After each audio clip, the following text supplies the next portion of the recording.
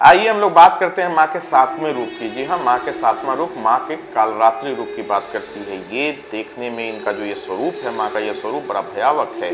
बाल बिखरे हुए, वस्त्र बिखरे हुए, एकदम काली माँ का जो रंग है वो एकदम काला है और चमकता हुआ उसमें बिजली की माला पहनी हुई है। जी हाँ, चमकते हुए बिजली की माला पहनी हुई है। देवी ने इस रूप को तब धरा था जब चंड मुंड नामक राक्षस ने बहुत ज्यादा आतंक मचा दिया था और रक्त बीज ने बहुत ज्यादा आतंक मचा दिया था, क्योंकि रक्त बीज के पास एक वरदान था, उसके रक्त की एक बूंद जहां पे गिरती थी फिर वैसा ही रक्त बीज एक राक्षस उत्पन्न हो जाता था। तो माँ ने उसके सारे को रक्त को ही पी लिया।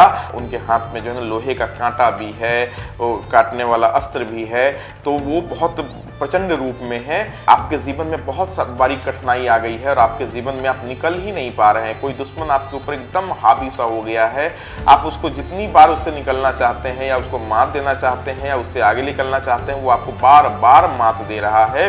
तो माँ कालरात्रि की पूजा आपके लिए विशेष हो जाती है। जी हाँ, माँ कालरात्रि की पूजा विशेष हो जाती है और माँ कालरात्रि की पूजा कीजिए तो वो उन चीज़ों से, आप उन कठिनाइयों से निकल जाएंगे। अगर कोई दुश्मन आपके पीछे पड़ा है उससे आप निकल जाएंगे। कोई आपको जीवन में पीछे करना चाहता है, चाहे आप ऑफिस में कार्य कर रहे हो, किसी कार्यालय में काम करते हो, किसी सरकारी दफ्तर में हो, प्राइवेट दफ्तर में हो, बिजनेस में हो, कोई बिजनेस में आपका कंप्यूटर आपको निकलने ही नहीं दे रहा है, बार बार आपको मात दे रहा है। आप एक दाव खेलते हैं, वो दूसरा दाव खेल देता है, आप आगे निकल ही नहीं पा रहे हैं, आप उससे जीत ही नहीं पा रहे हैं, तो माँ कालरात्रि की पूजा कीजिए।